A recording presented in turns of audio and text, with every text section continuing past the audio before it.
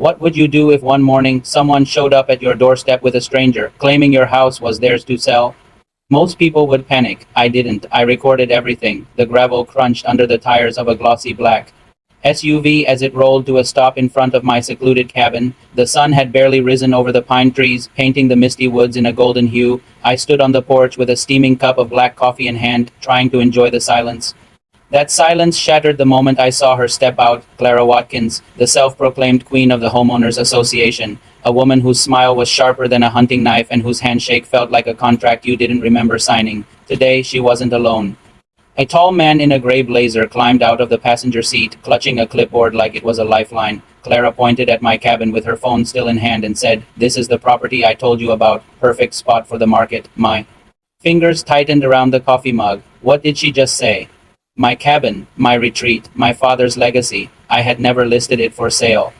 My name was still fresh on the deed I'd renewed last spring. The man frowned, adjusting his glasses. "So the owner is inside?"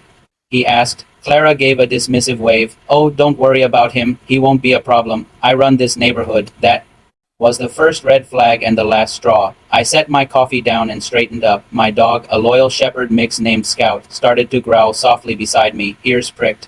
He sensed the tension in my jaw before I even moved. They started walking toward the gate as if they already owned the place. The realtor looked uneasy, like he'd been promised an easy listing but now smelled trouble. Clara raised her voice. "Unlock the gate, Mr. Walker. We have a showing scheduled." I didn't shout back. I didn't argue. Instead, I walked down to the gate, pulled the rusty padlock, and snapped a heavy chain across it with a deliberate click. Then I hammered a freshly painted sign onto the fence. "Private property not for sale." The sound of the hammer echoed through the trees. Clara's face turned a shade of crimson that could shame a ripe tomato. "You can't do this," she screamed, rattling the gate with both hands. "I've already told people this cabin is available. You'll regret this." The realtor stepped back, cheeks flushing with embarrassment. Ma'am, are you sure this is your listing? Because this doesn't feel right." Clara ignored him, locking her hawk-like eyes on me. "I'm part of the HOA, Mr. Walker, and if I say this cabin is for sale, it's for sale." That made me laugh low, quiet, the kind of laugh that warns the storm is just beginning. I stepped closer to the gate until only the cold metal separated us. "Then you're about to find out," I said, my voice steady, "how wrong you are." I pulled out my phone and started recording, the red light glowing like a warning flare. The camera faced her flushed, furious face. "This woman," I said loud enough for the realtor to hear, "is trying to sell my home without my permission." The realtor's jaw slackened. "Wait, you're the owner?" he asked. "Of course I'm the owner," I replied, reaching into my jacket pocket. I pulled out a clear plastic sleeve with the original deed tucked safely inside. "And here's the proof." The man stared at the document, then at Clara, his expression now a cocktail of confusion and dawning panic. "Ma'am, you signed authorization papers for this." Clara's lips twitched. Her voice came out sharp but shaky. It will be mine. This land falls under HOA control. He doesn't belong here." I took a slow step back, letting the tension stretch like a drawn bowstring. "Funny thing about that," I said. "This cabin was built 20 years before your precious HOA even existed. Your papers mean nothing here." The realtor muttered under his breath. This could get me fired." His grip on the clipboard loosened. He turned, half ready to leave, but Clara wasn't the type to back off. Her hand flew to her phone, thumbs tapping furiously. "You'll see," she hissed, her voice rising like steam from boiling water. "I have authority here. I'll have the police here in minutes." I didn't flinch. I'd seen bigger threats in darker places. What she didn't know was that the last time someone called the cops on me, the responding officer was an old army buddy. His number still on my speed dial. As the first birds began to stir in the branches above, I knew this wasn't going to end with a simple argument at the gate. Clara had just declared war. 15 minutes later, the peaceful forest road echoed with the low hum of engines and the flash of red and blue lights cutting through the morning haze. 2 patrol cars rolled to a stop behind Clara's SUV. The birds that had just started singing went silent again. It felt like the whole forest was holding its breath. Clara straightened her blazer like a queen greeting her guards. The realtor had already retreated to the far side of the driveway, pale and fidgeting, his clipboard now tucked under his arm like a useless shield. "Officers, over here," Clara shouted, her voice carrying a strange blend of panic and command. She pointed at me through the locked gate like a schoolteacher scolding a child. "This man is trespassing on HOA property. He's refusing to leave. I want him removed immediately." One of the officers, a tall man with a square jaw and mirrored sunglasses, glanced from her to me. His partner, shorter with a weathered face, scanned the cabin behind me. Trespassing? The tall one asked, his tone skeptical. He's standing on the porch of that house. Clara's voice pitched higher. Yes. But he's not supposed to be here. This property has been listed for sale through my realtor. He's lying about ownership. She shoved her phone toward them, the screen flashing some hastily cobbled together documents. I could see from 10 feet away the formatting was sloppy, at best a bad PDF printout that might fool a gullible buyer, but not a seasoned cop. I rested my hands on the fence, calm as a monk, and pulled out my own folder. Officers, I said, handing it through the bars. This property has been mine for 15 years. Bought it in cash, no mortgage, no HOA contracts, no legal ties to her or anyone she claims to represent. The taller officer flipped through the county sealed pages, his brow furrowed. He looked up at Clara with a sharper gaze now. Ma'am, these records come straight from the clerk's office. They prove he owns this cabin, free and clear. Do you have any legal proof that says otherwise? Clara's mouth opened, but what came out was nothing but air. Her fingers twitched around her phone. He must have faked those papers. He's lying. The shorter officer snorted under his breath, loud enough for all of us to hear. So, now the county clerk is part of his conspiracy? That's a new one. Color drained from Clara's face, but she pressed on, stubborn as a wasp trapped in a jar. Fine. If you won't arrest him for trespassing, I'll press charges for harassment. He threatened me. I smiled, the slow, deliberate kind that means someone just stepped into their own trap. I held up my phone, still recording, and tapped the screen. Clara's own voice echoed from the speaker. If I say this cabin is for sale, it's for sale. The officers both turned toward her. One arched an eyebrow. You want to rethink that statement, ma'am? Clara reached out to grab the phone, but the taller officer stepped between us. Ma'am, stay right there. We're going to need to see some ID. She fumbled in her bag, muttering under her breath as the red flush on her neck spread to her ears. The officer radioed her details in. The reply came crackling back a moment later. Subject has prior complaints of fraud and harassment in 2 neighboring counties. The taller cop's jaw tightened. So, this isn't your first time pulling something like this? Clara's voice wavered now, the sharp edges of her confidence cracking. Those complaints were lies. People misunderstood me. I was only trying to help this neighborhood. I crossed my arms and tilted my head. By selling homes that don't belong to you. Her mask slipped entirely then, and her voice snapped like dry twigs underfoot. Nobody takes care of this place the way I do. You barely even use that cabin. I keep the property values high. People trust me. The officer cut her off. Ma'am, impersonating a property owner, filing fake listings, and attempting to sell real estate you don't own, those are felonies. You're not going anywhere. Her hands fluttered like trapped birds. No, you don't understand. I have connections. The HOA board will back me up. They promised, but I had been ready for that line. Slowly, I pulled out a second phone from my jacket. I had set up a small camera at the gate the night before, just in case her antics escalated. I pressed play, and the recording showed her earlier that morning, telling the realtor, "This is the property I told you about, perfect for the market." The officer didn't hesitate. His voice was steady, cold. "Ma'am, turn around, hands behind your back." For the first time that morning, Clara went silent. The metallic click of handcuffs broke the forest stillness. But deep down, I knew this wasn't the end. People like Clara never act alone. The cuffs had barely clicked around Clara's wrists when the low growl of another engine crept up the gravel road. I knew that sound. It wasn't law enforcement, it was heavier, slower. A silver SUV appeared between the pines. It stinted. Windows reflecting the flashing patrol lights. Out stepped 3 figures. 2 men in dark suits and a woman carrying a leather briefcase. HOA board members. I recognized their faces from the few mandatory meetings I had reluctantly attended before. Realizing they thrived on intimidation and vague bylaws, Clara straightened in the back seat of the patrol car the moment she saw them. Her voice, hoarse from shouting, surged with sudden triumph. There they are. Tell them. Tell these officers I had full authority to act on behalf of the HOA. We were selling this property for the good of the neighborhood." The board members exchanged quick glances, their expressions tight, cautious. The taller man, thin as a rake with a nervous twitch in his jaw, muttered, "She actually went through with it." The woman with the briefcase sighed and rubbed her forehead. "We told her not to push this far." The taller officer caught that, his head snapping toward them like a hawk spotting prey. "So you did know something about this scheme?" Silence. The 3 of them stood frozen, the weight of my recording phone's red light reflecting in their eyes. That little red glow was more powerful than any badge here. It was truth, live and undeniable. I stepped forward, still calm, still holding the fence between us like a stage curtain.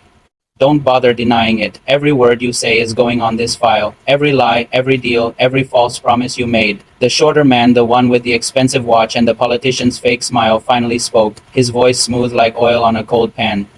Mr. Walker, let's not escalate this unnecessarily. This is all a misunderstanding. Clara may have overstepped from the patrol car. Clara exploded. Overstepped. You promised me you'd back me up. You said once it's sold, we'd split the profit and fix the neighborhood's budget. Her words hung in the air like smoke, staining everything they touched. The officers froze, the board members stiffened, and for the first time, the entire scheme cracked open in full daylight. The woman with the briefcase hissed, Clara, stop talking. Too late. The damage was done. One officer turned to me, whispering, just loud enough for them to hear, you've got them cornered. I nodded slowly. Not cornered yet, I said, just exposed. Clara thrashed in the back seat, slamming her shoulder against the window. You cowards. Don't leave me out to dry. We did this together. For the Hoa. For the community. The taller officer leaned on the open door of the patrol car, his voice now edged with iron. Ma'am, what you just admitted is conspiracy to commit fraud. The shorter board member tried again, voice lowering into something between a plea and a threat.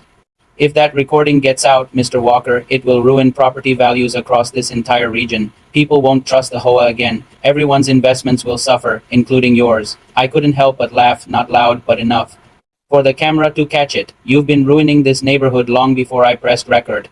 This, I said, waving my phone, is just the first time someone fought back. The woman with the briefcase stepped forward now, her expression tightening into something almost predatory. You can't release that footage without consent.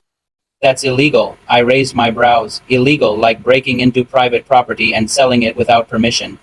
She said nothing. The officers exchanged a glance, the kind that meant this was getting bigger than a simple arrest. One of them murmured into his radio, likely requesting backup or a detective. The forest felt colder suddenly, though the sun was climbing higher. The realtor, who had been silent this whole time, leaned against his car looking like a ghost. His career was dangling by a thread, and he knew it. Tell me something, I said to the board members. How many other houses were you planning to list like this? How many other owners didn't even know they were next? The shorter man's fake smile cracked, his lips twitching. The woman clutched her briefcase tighter. For the first time that day, it wasn't just about me. It was about everyone who had been bullied by their little empire of fines, fake fees, and fear. The taller officer cleared his throat. We're going to need to take statements from all of you. The board members shifted uncomfortably, whispering among themselves like rats cornered in their own nest. Clara was still shouting from the back seat. Don't you dare back down now. We can still fix this. But the truth had already started. Spreading and I had only just begun. The morning air was thick with tension. Clara's shrieks from the back of the patrol car echoed through the pines, a desperate symphony of lies unraveling. Her voice, once commanding and sharp, now carried only fear and frustration. You can't do this. The Hoa board will clear my name. You don't understand? The taller officer shook his head, his jaw tight. Ma'am, the only thing you've been protecting is your ego. His tone left no room for argument. I stood there calm, observing the chaos I had orchestrated with patience and precision. My phone still recorded, the glowing red light catching the worried expressions of every guilty party. Clara had just admitted 2 multiple offenses: impersonation, fraudulent listing, and conspiracy with the board. Every word she screamed into that microphone was a confession, and I had it all captured. The board members, once confident and smug, now looked like deer caught in headlights. Their whispered exchanges had turned into panicked stammers. One woman muttered under her breath, "We told her not to go this far." But the officers had already caught on. This was no longer a minor Hoa issue, it was a criminal matter. Clara twisted in the officer's grip, trying to wrest her phone from my view. This is a setup. You're all going to pay. You can't release that footage. The Hoa will. The taller officer held up his hand. Enough. Hands behind your back. The sound of handcuffs snapping echoed like a verdict through the forest. Clara went silent for the first time that morning, the shock of reality finally settling in. The other 2 board members stepped back, unsure of what to do next. They knew the evidence was irrefutable. Their power, their influence, their threats, none of it could stand against the proof I held in my hand and on my phone. The red recording light was a spotlight on every lie. One officer addressed them directly. You all were aware of these fraudulent schemes. We'll be taking statements. Cooperation now may reduce your liability. Continued resistance won't. The woman with the briefcase's face drained of color. But if this footage goes public, property values, reputation, everything. I stepped closer, holding the phone higher so the screen faced everyone. Exactly. Every lie, every false claim, every scam attempt, it's all recorded. Your reputation already tarnished, your power gone. And this I tap the play button. This is just the beginning of accountability. Even the realtor, pale and shaking, finally realized the depth of the disaster. He had been unwittingly dragged into a scheme that could ruin his career. His lips pressed into a thin line as he avoided eye contact, silently thanking whatever luck had kept him outside the criminal spotlight for now. Clara's attempts to scream and plead were growing weaker. This isn't over, she hissed, but her defiance sounded hollow, stripped of credibility by her own recorded words. The officers led her toward the patrol car. Every step was accompanied by her muttered curses and desperate accusations. You'll see. The Hoa will fix this. They'll make you pay. But I knew better. The board had already shown their true colors. They wouldn't intervene, not now, not ever. The Hoa empire of intimidation and fake authority had collapsed under the weight of documented truth. Clara's threats were meaningless in the face of irrefutable evidence. I lowered my phone, the recording still running, and stepped back. Scout, my dog, had settled at my side again, ears perked but body relaxed. He sensed the end of the confrontation. The forest was quiet once more, but it felt different, charged, like the air after a storm. The sound of tires rolling over gravel faded, leaving behind the echo of truth triumphing over deceit. I glanced at the cabin, at the home that had almost been stolen from me by greed and manipulation. Its wooden walls gleamed in the morning sun, untouched, unshakable. This was my sanctuary, my legacy, and now, finally, no one could claim it but me. The last thing I did before putting the phones away was send a copy of the footage to a few trusted contacts and local authorities, not for revenge, not for notoriety. For justice, to make sure that no other homeowner would fall victim to such audacious fraud. As I walked back up to the porch, Scout trotting alongside, I sipped the coffee I had left untouched hours ago. The quiet forest around me felt safer, restored. And though the Hoa drama would likely continue in whispers and rumors, their power had been broken, their lies exposed, and my home finally secure. Sometimes justice isn't swift, sometimes it's slow, deliberate, and requires patience. But when it arrives, it leaves a mark, a warning, a story worth recording. And today, justice had arrived at my front gate.